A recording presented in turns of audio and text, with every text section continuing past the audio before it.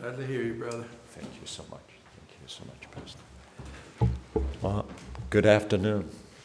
Good evening. Again, it's been such a pleasure for my wife and myself to be with all of you. And it is, again, to remind you, a great privilege to be here. I want to thank also publicly our wonderful host, Lenora, who so graciously hosts us in her house and being so generous to us, with truly blessing us with so many goodies as we feasting like kings and queens.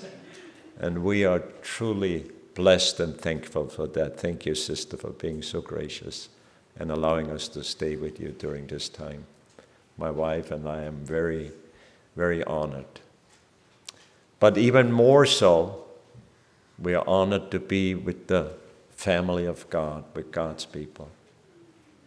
And as we come to a close to this conference, I hope the Lord grants me the grace to speak of that which I have desired and which is edifying, I pray, and encouraging to you, and especially as we look at this interesting book of Ruth. Me personally, I love the story so much. I'm an artsy guy. I love flowery things. My wife always tells me, you write way too flowery, so I always tune it down, so I take out a lot of stuff because she tells me that's way too flowery. And so I try to keep my sentences very short to make sure it's not flowery. But I do love it. I love this story of Ruth is really so touching because it shows us a love. In one sense, of course, we have that wonderful picture of Christ, the Redeemer Boaz being that picture of Christ. But there is such a wonderful story because it shows us where we came from. You know, we came from darkness into his marvelous light. And so here, Ruth from Moabite is coming from where she came from to that glorious land of those who were chosen by God. And she wanted to be with the people of God. And so I just have a short little summary here about this book in case some of you are not as familiar with this book. And it says this about the book of Ruth. Ruth is a story of love, devotion, and redemption set in the black context of the days of the judges. It is the story of a Moabite woman who forsook her pagan heritage in order to cling to the people of Israel and the God of Israel. Because of her faithfulness in time of national faithlessness, God rewarded her by giving her a new husband, Boaz, a son, Obed, and a privileged possession in the lineage of David and Christ. She is the great-grandmother of David. Isn't that something? It's unbelievable. It is so beautiful that God in his wisdom, in his mercy, would do something so beautiful. So what I'm trying to do in closing out this conference, I would like some thoughts I have concerning these two wonderful ladies, these wonderful women of God who shown in this book their faithfulness to God. Just some thoughts as we look at some of these scriptures in this book. So we're going to be flipping around at some of this text just to look at that. And I hope that it will encourage the ladies here in the church, those who are married, those who are still single, that the woman also in the kingdom of God has a very special place and a very important place, that she's also a leader and used mightily by God. And we see that very much in many other books in the Bible, where women have risen to an amazing place of leadership because the man would not have done so. And God has used that. And so I hope it will encourage each one of us, but especially the woman, for it is so wonderful. Now, one of the strengths concerning Naomi, I just want to share before we look into it, is she had a relationship where the greatest bond was faith in God. That's what Naomi had. She had a relationship with the living God, and where faith was truly her greatest bond with God.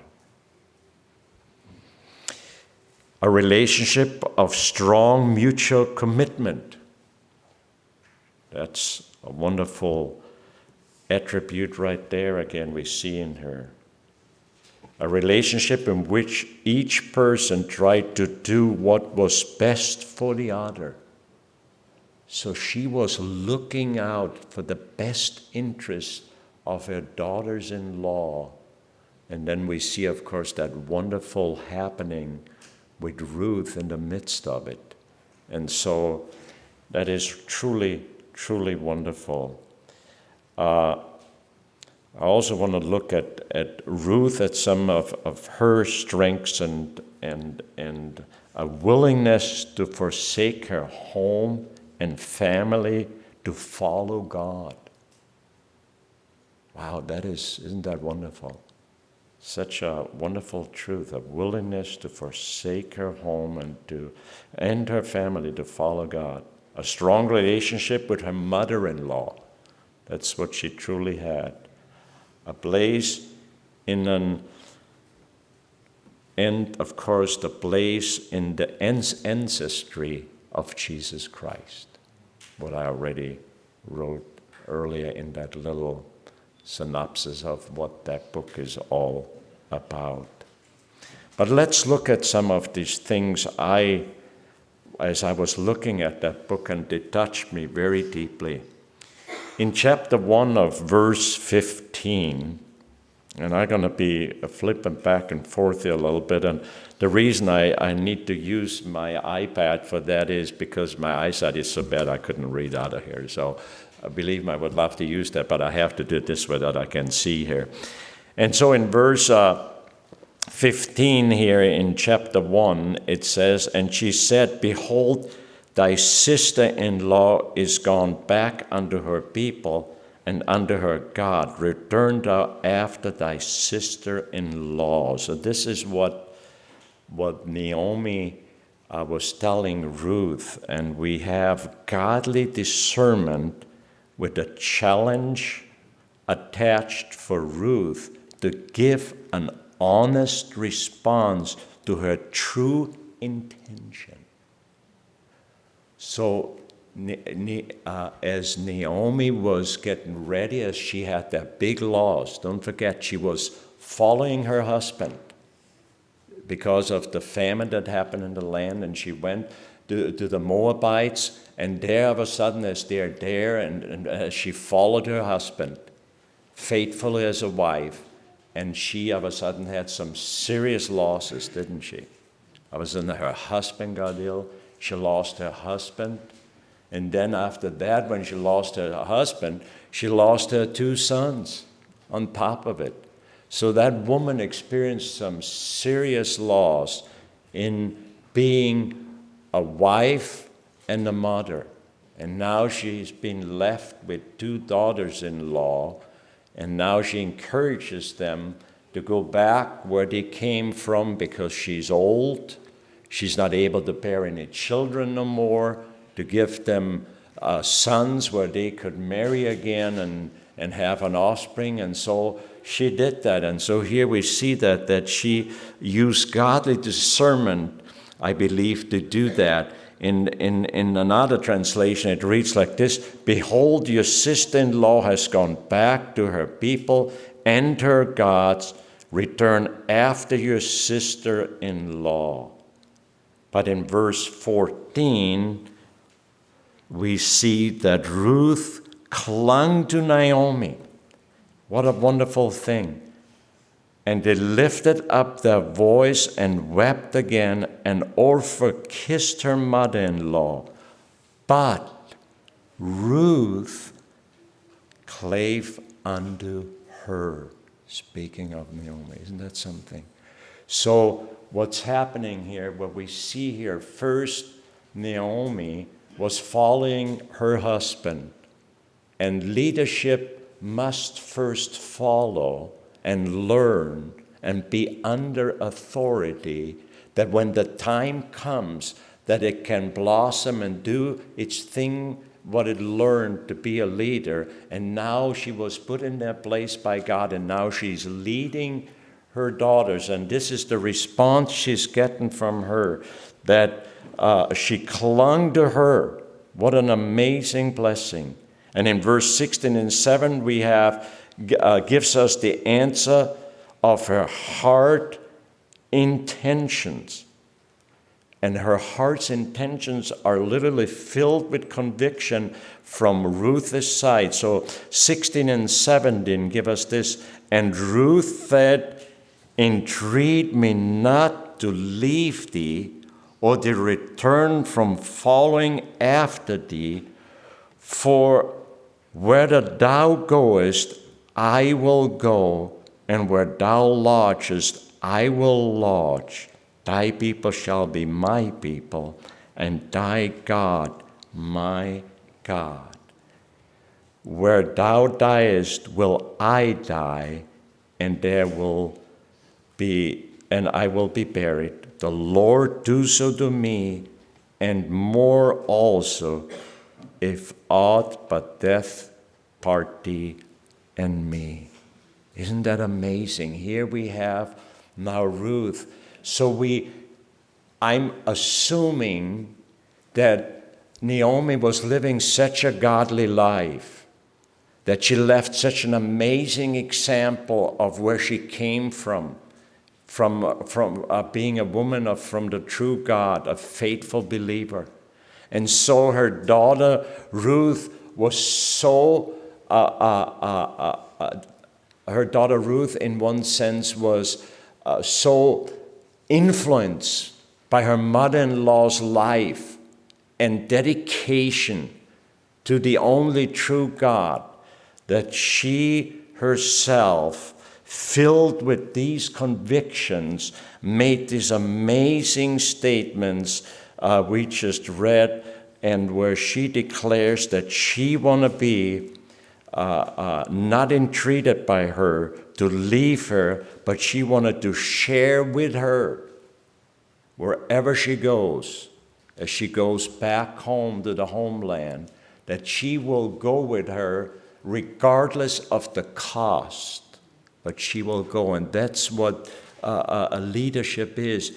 A person will follow that individual. And what is really wonderful as well, in verse 18, when she saw that she was steadfast-minded, speaking of Ruth, to go with her, then she left speaking unto her. What we have here is, we see God-fearing leadership knows when to say no more. She stopped. You see, there's a point when we minister, when things are being said, when people made a decision, there's nothing to say no more. Orpah went back to her false god. She went back to her old religion. She didn't want to have nothing to do with the truth. And here Ruth, she wanted to be and want to learn and wanted to be with God's people. She wanted to be separated from that which she grew up with, from that which she knew. She wanted to go into that new land, what she heard of from the living God, what Naomi must often have spoken of. and when they kept these feasts and did certain things in their home, and her daughter-in-law experienced these things, and so now she wanted to be a part, and Naomi understood to now stop to say no more. What an important and wonderful lesson indeed, to say no more. In other words, all was said that needed to be said, all in this particular situation. And what a blessing indeed. In verses 20 to 21, teaches us godly humility in making an open confession as she reflected on her new situation in life. So verse 20 and 21 we see here, and she said unto them, call me not Naomi. So when she returned to her homeland again, to Bethlehem, and when she met again with those who recognized her, now she said, call me Mara, for Almighty had dealt very bitterly with me. I went out full, and the Lord had brought me home again empty. Why then shall call ye me Naomi, seeing the Lord had testified against me, and the Almighty had afflicted me? Quite something. So she really did a self-examination, and she came to that conclusion, not knowing, of course, what God will do as this whole thing is unfolding, as yes, she had the tremendous loss, but towards the end, what great blessings come her way, and what a marvelous thing that is.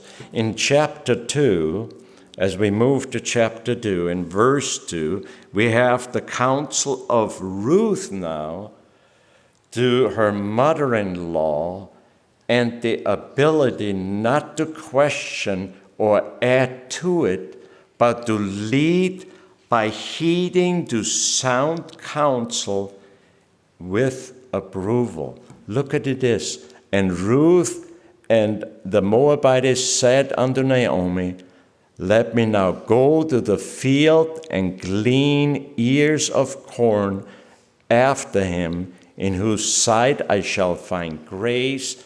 And she said unto her, go, my daughter.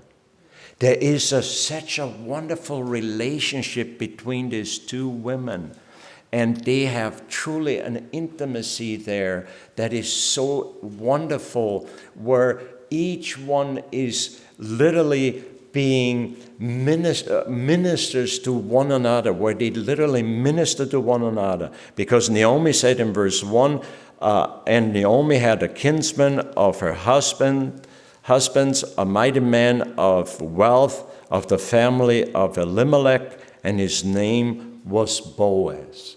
That's what we're being told. And Ruth, the Moabitess, said unto Naomi, let me now go to the field. And what a blessing, what a blessing. In verse 14, it tells us that Ruth clung to Naomi, right there in verse 14. And of course, there's a little bit more in that whole story, but I'm just trying to find a few little highlights here. She clung to her, and let's look at this as in verse 14.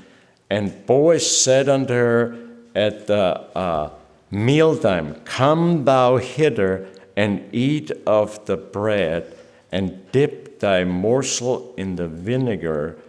And she sat beside the reapers, and he reached her parched corn, and she did eat, and was sufficed and left. So as she went out there to that field, the Lord blessed her endeavors. She went out and did the work, and God was using that and ministering to her as she, as a foreigner, goes out there trusting God. And he is literally blessing her mightily. And so this is so wonderful. So these two ladies were working together what a blessing that was. And in verse 8 we see the blessings of honest and godly living. In chapter 2, in verse 8, we see that. Then said Boaz unto Ruth, Hearest thou not, my daughter? Go not to glean on another field, neither go from hence, but abide here fast by my maidens.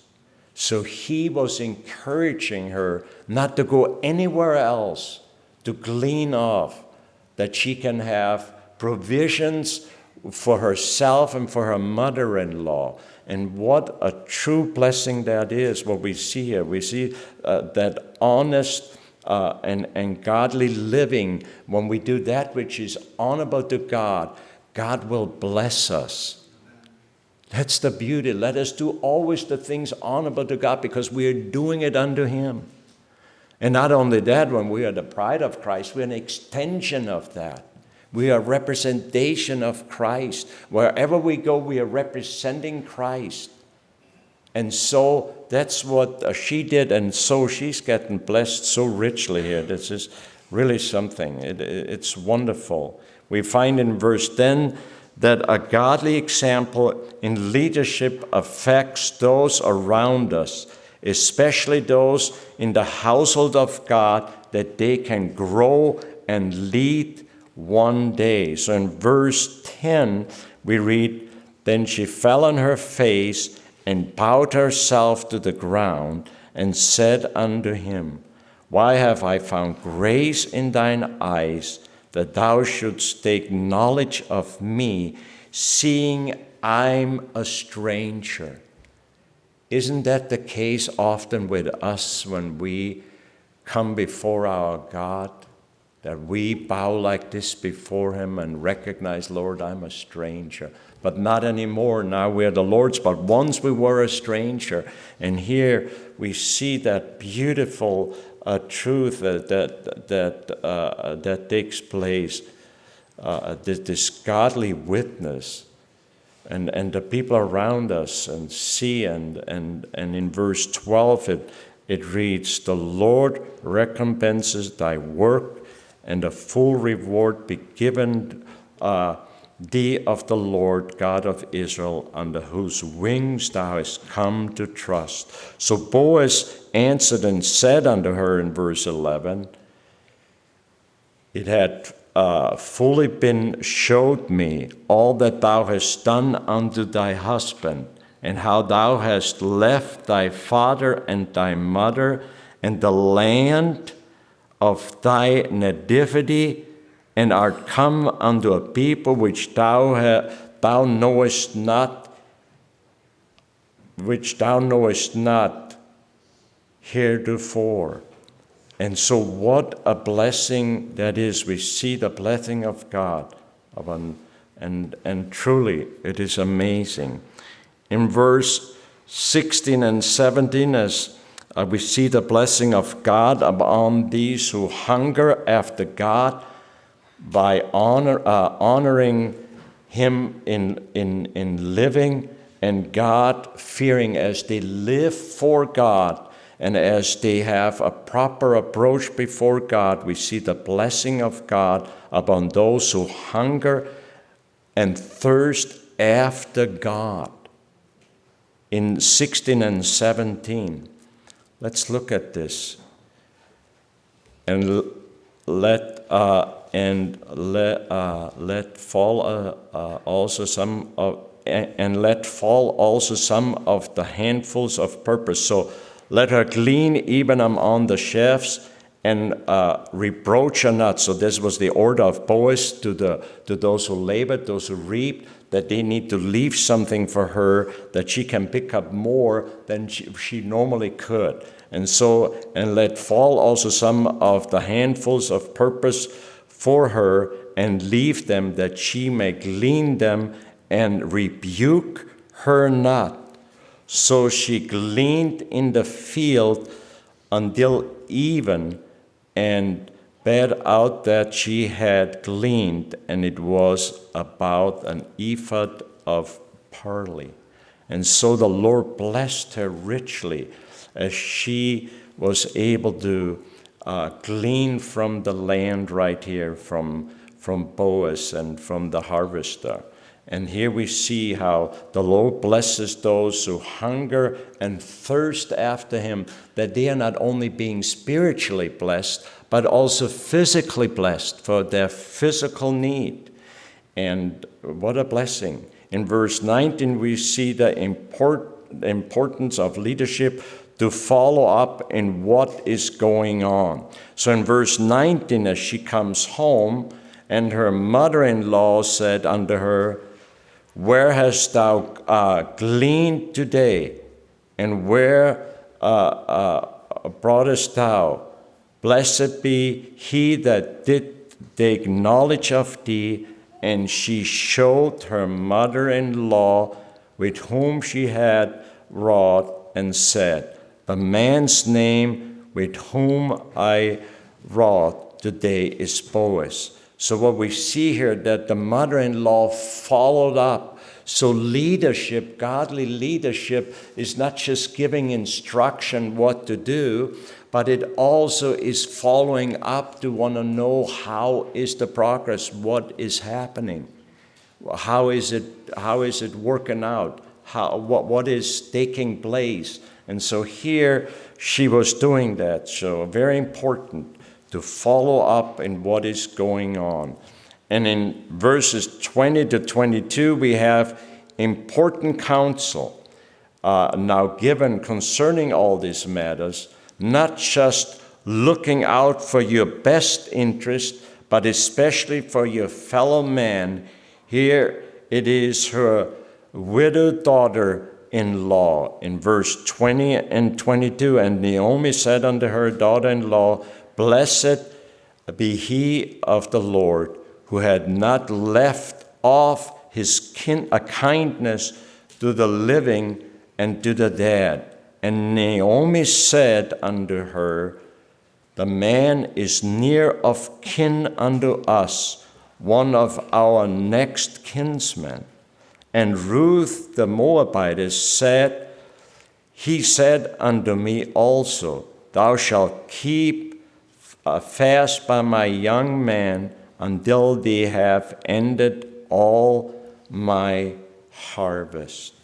What a blessing. And Naomi said unto Ruth, her daughter-in-law, It is good, my daughter, that thou go out with his maidens, that they meet thee not in any other field. So she kept fast by the maidens of Boaz to glean unto the end of barley harvest and of wheat harvest, and dwelt with her mother-in-law. We have a willing obedience in following a leader's counsel. So here again, they gave counsel to each other, and Naomi counseling her daughter-in-law, and she is so willing to follow up. She's not resisting. You see, when you follow, you trust. To follow someone, she trusted her husband when they left Bethlehem to go to Moab. She trusted her husband that was the right decision because famine was in the land. And then she recognized and seen, wait a second, we had great losses here. I lost my husband, I lost my sons. And so here we see this wonderful display of trust, this wonderful display of willing obedience to that which is being counseled. And we see how wonderfully it plays out for the glory of God, but also for the good of those who are willing to follow sound godly counsel. That is so marvelous here. In chapter 3, we see this amplified in verse 1. Looking out for your neighbor's best interest. Let's look at that right in chapter 3. It's even amplified. Then Naomi, her mother-in-law, said unto her, My daughter, shall I not seek rest for thee, that it may be well with thee? So Naomi was not just looking out for herself that she can live and survive as she came back, but she's looking out for her daughter-in-law's best interest. That's what leadership does. It looks out for the other man's best interest, and she made that very, very clear right here in this verse. Being a God-fearing leader does not stop with it continues in leading to accomplish the best God-honoring result. She wanted that God is honored and that Ruth is being blessed in the midst of it, because she made that great confession that she wanted to be in the land where Naomi comes from. She wanted to be with her God and with her people. She wanted to die where she will die. And before that, of course, she wanted to live where she lives. And here, that wonderful outpouring of this. And we see in verses 2 through 5 when we read, and now is not Boaz of our kindred, with whose maidens thou wast? Behold, he winnoweth barley tonight in the threshing floor. Wash thyself therefore, and anoint thee, and put thy raiment upon thee, and get thee down to the floor, but make not thyself known unto the man, until he shall have done eating and drinking. Here she continues to give advice, very important advice.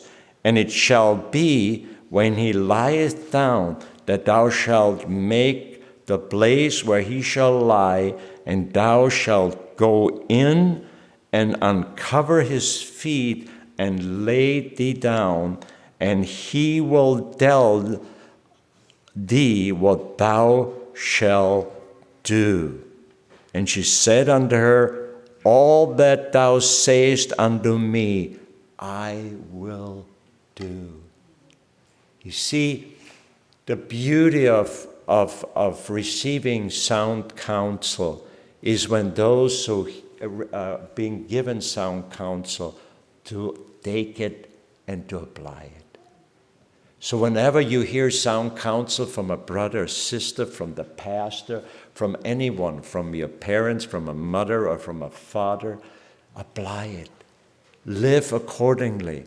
Do that which the counsel says. And we this is so wonderful here as she's doing that. In verse 6 and 8, we have the action is needed to fill one's part. So Ruth needed to do all that to fulfill that part with following the counsel of Naomi, but also there was then action needed. And let's look at that in verse 6. And she went down into the floor and did according to all that her mother-in-law had told her. She didn't leave anything out. She didn't find a shortcut. She didn't thought, oh, I don't need to do that because she did that. Now, she followed exactly the instructions that she had been given. And when Boaz had eaten and drunk, and his heart was merry, he went lie down and to lie down at the end of the heap of corn, and she came softly and uncovered his feet and laid her down. And so we see that. And then it says, and it came to pass at midnight that the man was afraid and turned himself, and behold, a woman lay at his feet.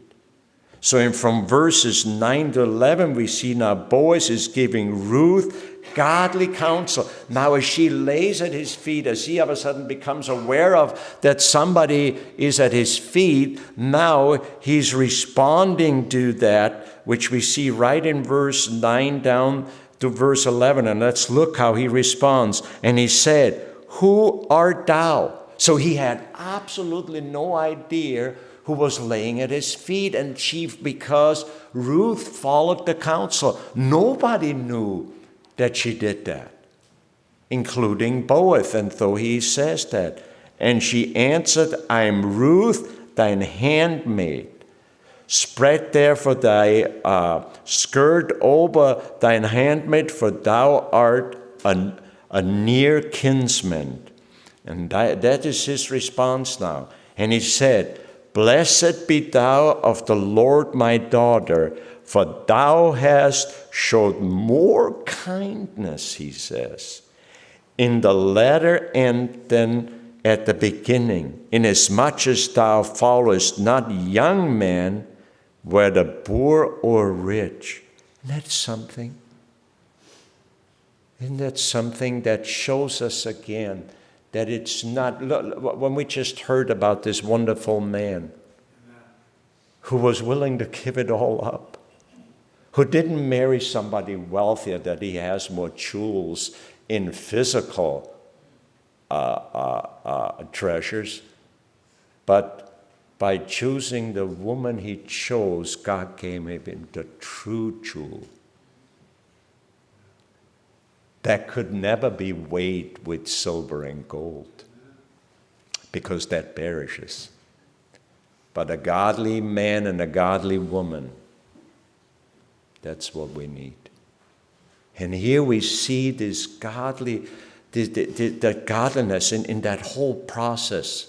There's absolutely nothing ungodly about it. There's nothing going on that would be improper. It was all accordingly to the customs of that time. There was nothing done illegal here. Just because it was done in the dark and it was done in that way, there was a reason. As it unfolds, there is a reason for that, because that's how the times were asking for it. But what a blessing we have in this as we look at that. And in verse 11, and now my daughter, fear not, I will do to thee all that thou requestest, for all the city of my people does know that thou art a virtuous woman. It is wonderful to have a true reputation of virtue. We want to be known as a virtuous people, as a godly people. We don't want to be known as hoodlums and living loose and doing whatever we desire we want to do. No, we want to be known as God's people. And here, Naomi was known in the city. She was known in the whole community that she's a godly woman. What a blessing. What a blessing. Isn't that wonderful? To have a reputation like that? Isn't that wonderful that when you have a reputation like that and you're going to say some things to minister to somebody, that this going to have true weight and value because it comes from somebody that is living accordingly, than from somebody that just do anything and then they want to give you a counsel? I mean, what value does that have?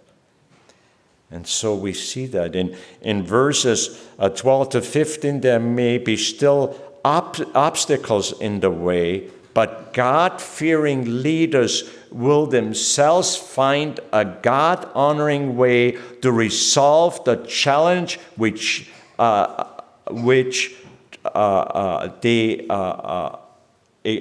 comes their way, which try to hinder a God-honoring outcome. Let me read this again. There may be still obstacles in the way, but God-fearing leaders will themselves find a God-honoring way to resolve the challenge which tries to hinder a God-honoring outcome. So Boaz was now the one. So in one sense we can say the Naomi and Ruth did all they needed to do. And now the ball was in the court of Boaz. Literally in Boaz's hand. And so Boaz knew exactly what he needed to do, as he was so blessed that Ruth wanted to become his wife. What a blessing. Isn't that something? And that's part of the wisdom of a woman. Let me say this in a very simple fashion. A woman can make a man, a woman can break a man. The woman has literally the ability that her husband can excel in tremendous fashions, or that he will fall in a tremendous way because of her foolishness. That's why God has given you such an amazing responsibility and has given you such a wonderful role. To be a woman, I'm a man, I understand that. But when I look upon the woman as God has created the woman, I have the utmost respect because of how God has created her and made her, and being this wonderful extension to be literally a helpmate to her husband, not to be a mate, not to be ruled tyrannically over it, and she needs to do whatever I say, not but that extension to reflect and to show whose husband she is. And he is to love her. And this is so wonderful here. I just love this in this whole story. So in 16 and 18, the report with more essential God-honoring counsel, especially when it comes to the waiting. Look at this. When we read in verse 18, is another amazing counsel. Let's go back here a little bit. And so he blessed her. He gave her 6 measures of barley. He gave her for, he said, go not empty unto thy mother-in-law. So Boaz was literally blessing Ruth and her mother-in-law to literally load them up with a lot of goodies they can use to sustain their lives. Then said she, sit still, my daughter. This is now Naomi talking to Ruth. Until thou know how the matter will fall, for the man will not be in rest until he have finished the thing this day. Isn't that wonderful? So each one had a part in that. And that's what leadership is, that we all are leaders. We all need to lead. We all have our part. The woman has her part. The man has her part. The mother-in-law had her part. The daughter-in-law had her part. Boaz has his part.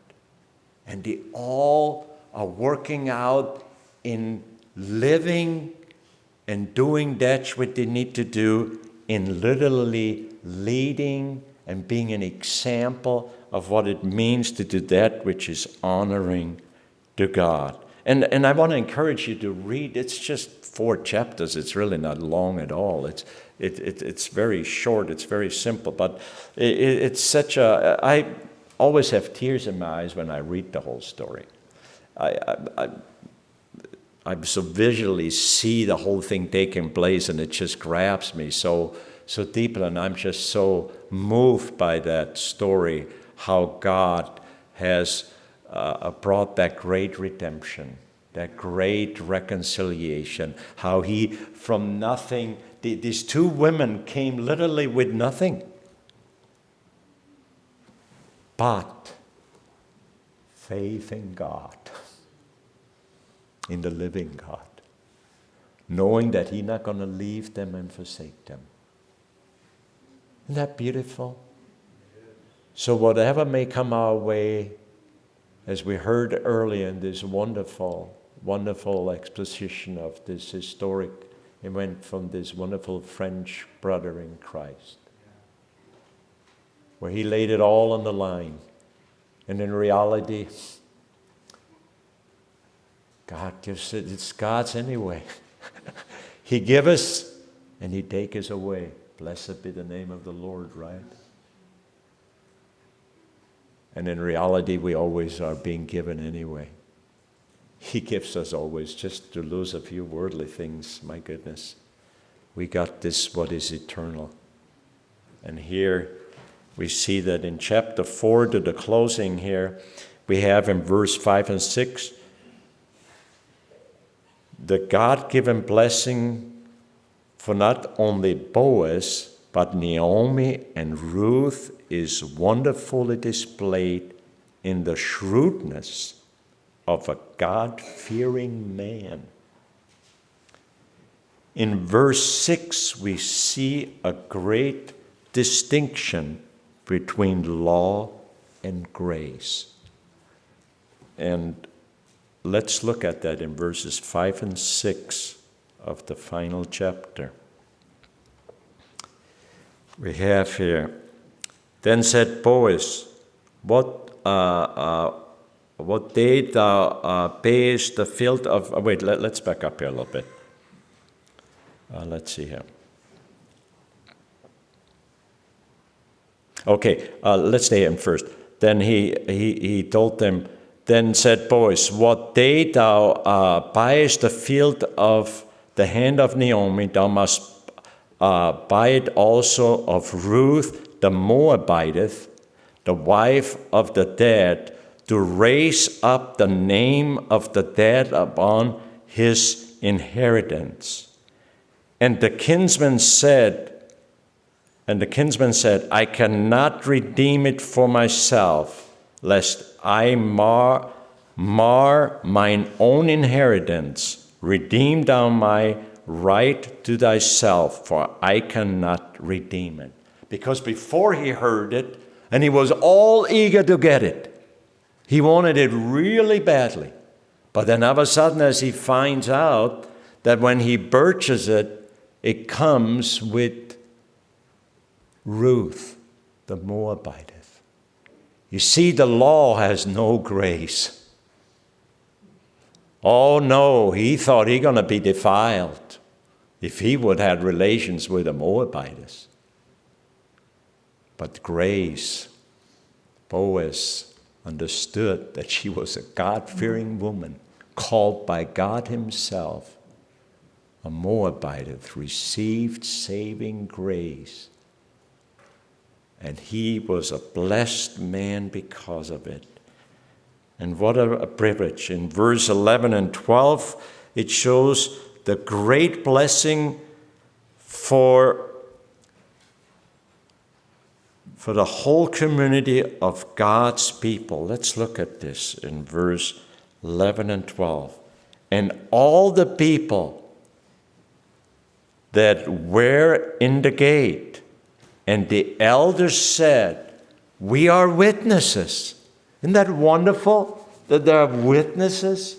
You see, there are witnesses here too when we gather together. We are witnessing to one another. We are witnesses, and here we are witnesses. The Lord make the woman that is come into thine house, speaking to Boaz, like Rachel and like Leah, which thou did build the house of Israel. And do thou worthy in Ephraim and be famous in Bethlehem. So what a blessing he's hearing here. What a blessing. And let thy house be like the house of Perez, whom Tamar bare unto Judah, of the seed which the Lord shall give thee of this young woman. The whole community was fully with it.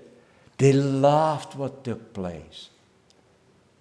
They loved what took place. They embraced her.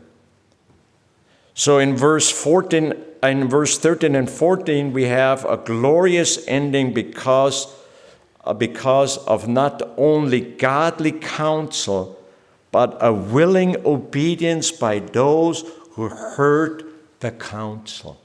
You see the outcome between Boaz and Ruth is because of their obedience, that each one followed sound biblical counsel. And it came from all sides, from Naomi, from Ruth to Boaz.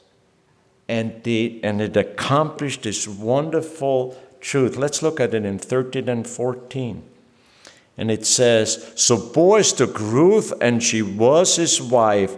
And when he went in unto her, the Lord gave her a conception, and she bare a son. Look at, she was immediately blessed. The blessing didn't stop. She was already blessed. But it continued by her conceiving a son. And the woman said unto Naomi, blessed be the Lord, which had not left thee this day without a kinsman, that his name may be famous in Israel. Hallelujah. And how famous it is, isn't it? When we look at the lineage, it's incredible what God is doing here and what he has done. In all of that, we see that great blessings of the line of David and the importance of God-fearing and God-honoring leaders leading God's people regardless of their circumstances in life. So it did not matter what circumstances, but here it was. And here it says, and she shall be unto thee a restorer of thy life, and a nourisher of thine old age, for thy daughter-in-law, which loveth thee, which is better to thee than 7 sons, had borne him. And Naomi took the child and laid it on her bosom, and became nurse unto it. And the woman, her neighbors, gave it a name, saying, there is a son born to Naomi, and he called his name Obed. He is the father of Jesse, the father of David. And all of it because of sound biblical leadership by a woman. By not giving up on her God, by faithfully looking to God, by faithfully following her husband to Moab. She didn't necessarily was fond about it, but she walked in obedience. She followed him. She learned much there.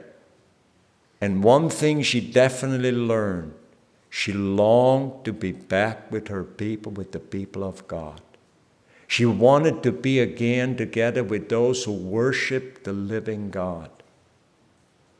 And so, as she thought that she's going to be going home completely alone on her own, God gave her Ruth,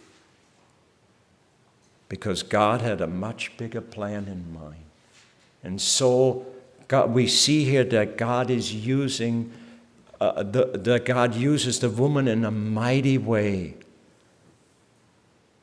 And so use your gifts, ladies. Use that which God has given you in the proper role as you being placed in the local church body.